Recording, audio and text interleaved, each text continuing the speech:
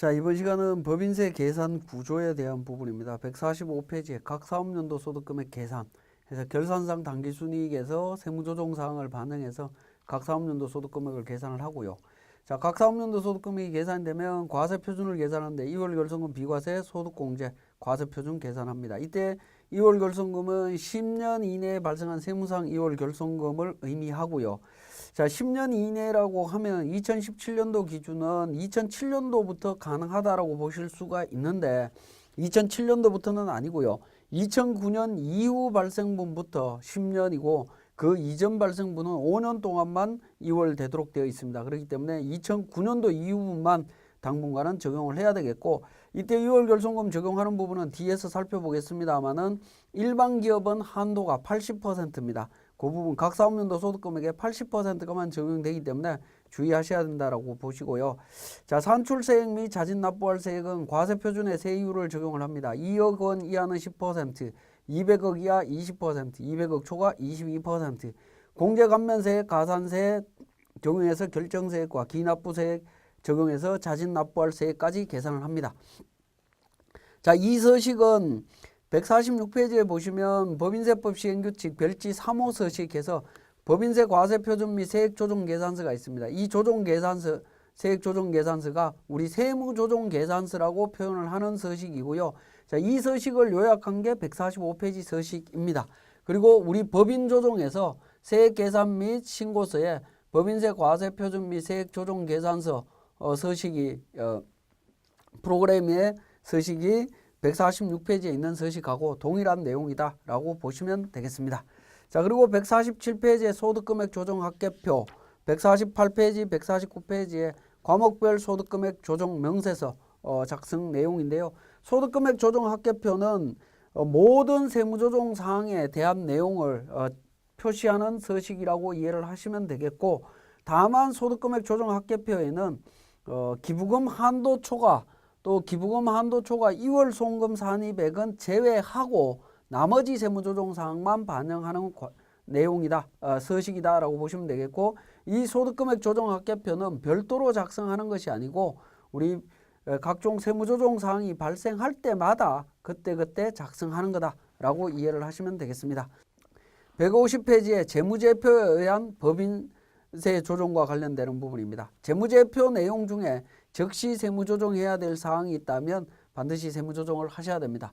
자, 우리 법인조정에 세무조정에 들어가기 위해서 앞에서 살펴봤듯이 표준재무제표라고 해서 표준대차대표, 손익계산서, 원가명세서, 이익잉여처분계산서를 전부 다 한 번씩 작성을 했습니다. 작성을 하고 수익금액 조정부터 시작해서 이제 본격적인 세무조정 서식을 작성하게 되는데요. 그 이전에 회계관리 쪽에 합계잔액 시산표나 손익계산서, 원가명세서를 통해서 재무제표를 보고 세무조정해야 될 사항들을 한번 정리할 필요가 있고, 또 관련되는 세무조정을 조정명세서가 없이 직접 해야 되는 사항들도 있을 수가 있습니다. 그러한 부분들을 한번 챙겨보시는 습관을 좀 들일 필요가 있습니다. 첫 번째 나와 있는 부분, 결산재무제표의 내용을 확인하고 별도의 세무조정 절차 없이 바로 세무조정해야 되는 거에 첫 번째가 법인세 비용입니다. 자, 재무제표를 보면 합계잔액 시산표 맨 하단 부분에 보면 법인세 비용 2,200만 원이 있습니다. 자, 이 금액 바로 세무조정을 해야 되겠죠. 자, 이 부분 누락하는 경우들이 종종 있는데, 누락을 방지하기 위해서는 법인조정에서 표준 재무제표를 인식할 때 불러오기를 통해서 인식을 하고 F3번 조정 등록이라고 하는 메뉴가 있습니다. F3번 조정 등록을 눌러보면 하단 부분에 법인세 비용 2,200이라고 해서 세무조정하라라는 멘트가 나타납니다. 자, 이 부분을 세무조정을 해주시면 됩니다. 상단 부분 입금 산입이나 송금 불산입 쪽에 법인세 비용 2,200 기타 사회이출로 이렇게 세무조정을 해주시면 됩니다. 자, 그런 형태로 진행을 해주시면 법인세 비용은 누락되지 않을 겁니다. 즉 표준손익계산서의 하단 부분 내용을 조회를 해보면 법인세 비용이 포함되어 있는 것을 확인하실 수 있죠. 자, 이 내용 우리 F3번 조정 등록을 통해서 세무조정한다 라고 이해를 하시면 되겠고, 2번에 잡손실 계정에 포함된 벌금, 과태료, 가산금, 체납 처분비 이런 부분들 세무조정해 주셔야 됩니다. 잡손실 관련되는 부분들은 우리 세금과 공과금 처리할 때 그때 합쳐서 세무조정을 할 수 있기 때문에 그때 세무조정하도록 하겠습니다. 그리고 자산의 평가 차익이나 평가 차손 관련되는 부분들은 재무제표를 보지 않으면 단기매매증권 평가 이익이라든가 이런 부분들을 확인하실 수가 없습니다. 그래서 반드시 재무제표를 보시면서 평가 이익이나 평가 차손이 있다면 바로 세무조정을 하셔야 된다라는 거죠. 자, 그 부분 기억해 주시고, 그 다음에 151페이지의 동그라미 4번에 기업회계 기준상의 자본거래와 손익거래는 구분해서 기장을 해야 된다라고 돼 있고, 자본거래에 해당되는 항목 중에 자기주식 처분이익이라든가 뭐 이런 부분들이 있다면 세무조정을 해야 됩니다. 자, 이 부분도 재무제표를 보지 않으면 알 수 없는 부분들인데요. 자, 보시면 자기주식 같은 경우에 보면 5천만 원 자기주식인데 더블클릭해서 내용을 보면 5천만 원에 구입했다가 4천만 원, 4천주 처분했습니다. 구체적인 회계처리 내용 보니까 자기주식 처분이익 내용이 보이죠. 자, 이런 내용들이 확인이 된다면 바로 세무조정으로 들어가야 된다라는 겁니다. 마찬가지로 기타 포괄손익 누계액 평가손이 있습니다. 매도 가능 증권 평가손 확인해 보니까 12월 달 평가손으로 되어 있습니다. 아까 앞에서 평가 차손익에 대해서 손익계산서에 반영된 거 당연히 세무조정해야 된다라고 말씀드렸고요. 자기 주식처럼 또는 자본에 포함되어 있는 부분들도 반드시 세무조정을 해주셔야 되겠죠. 입금산입과 송금산입이 이 경우에는 동시에 나올 겁니다. 뒤쪽에 세무조정 사항이 있기 때문에 그때 사례를 통해서 한번 보도록 하겠습니다. 자, 5번에 기업회계상의 자본거래에 해당되는 매도가능증권 평가손익의 경우에 자본 항목 중에 기타 포괄손익 누계액에 포함이 되어 있다면 당기순이익에는 영향이 없지만 세무조정해야 된다는 거 방금 말씀드렸고요. 동그라미 6번 손익계산서나 이익잉여 처분계산서상에 정기오류 수정 손익이 있는 경우에도 세무조정을 반영을 하셔야 됩니다. 정기오류 수정 손익이라고 하는 부분은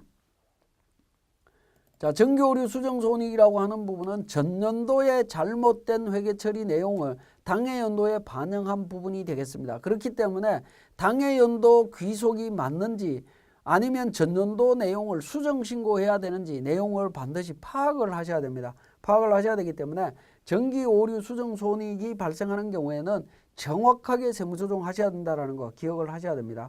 만약에 정기오류 수정 손익을 당기 손익으로 손익계산서에 반영을 했다면 당해 연도에 반영한 부분에 대해서는 세무조정이 없습니다. 입금 항목이든 송금 항목이든 세무조정이 없습니다. 이미 포함이 되어 있기 때문에 결산상 당기순이익에 포함되어 있기 때문에 세무조정이 없습니다.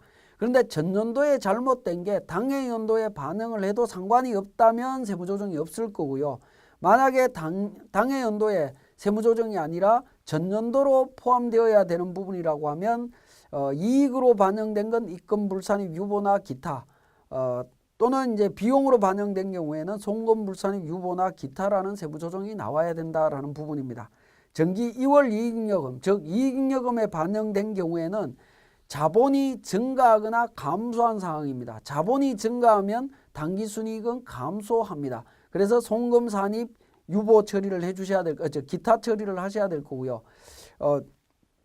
또 정기오류 수정 손실로 처리했다면 송금산입 기타로 처리를 하셔야 됩니다. 정기오류 수정 이익으로 처리했다면 입금산입 기타로 해서 과세소득을 증가시킨 다음에 2차 세무조정으로 단기에 입금에 해당이 된다면 세무조정 없이 그냥 진행하시면 되겠고 전기 이전의 입금이라고 하면 입금불산입 유보 기타 마찬가지로 정기오류 수정 손실도 단기 송금인 경우에는 세무조정이 없겠지만 정기 이전의 송금인 경우에는 송금불산입 유보 기타로 세무조정을 해주셔야 된다는 겁니다.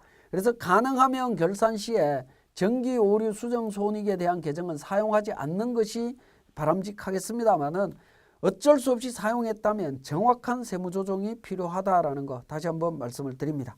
자, 우리 사례를 통해서 보시면 회사는 9월 20일 날 자기 주식 5천주 5천원에 구입하고 다음과 같이 회계 처리했고 11월 30날 4,500에 처분해서 자기 주식 처분이익 500만 원 계상했다라는 겁니다. 자, 그 내용이 우리 재무제표에서 자기 주식 처분이익 내용이 나오죠. 자, 이 내용은 별도의 세무조정 서식이 없기 때문에 바로 내용을 확인하신 다음에 법인조정에 소득금액조정합계표에 가서 자기주식 처분이익 500만 원 입금 산입 기타 즉 자본과 관련되는 거기 때문에 기타로 세무조정을 합니다.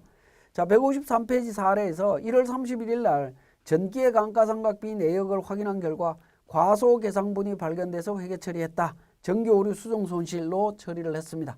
자, 전기오류 수정 손실로 회계 처리한 내용 다시 한번 확인해 보면 이익잉여금 항목에 전기감가상각 누락분에서 300만 원 전기오류 수정 손실로 감가상각비로 회계 처리된 것을 확인하실 수 있습니다. 그러면 일단 전기오류 수정 손실로 처리되어 있기 때문에 이 금액에 대해서 송금 산입 기타로 소득 처분하고 관련되는 내용이 전년도 분인지 당해연도 분인지 확인해 보니까 감가상각비는 결산조정 항목이기 때문에 당해연도 감가상각비에 포함시켜서 세무조정하시면 됩니다. 그래서 자본에 대한 세무조정만 해주시면 됩니다. 그래서 전기오류 수정 손실 소득금액 조정합계표에 반영해 주시면 되겠습니다. 구체적인 설명은 153페이지와 154페이지에 내용 설명되어 있는 부분을 참고하시면 되겠습니다.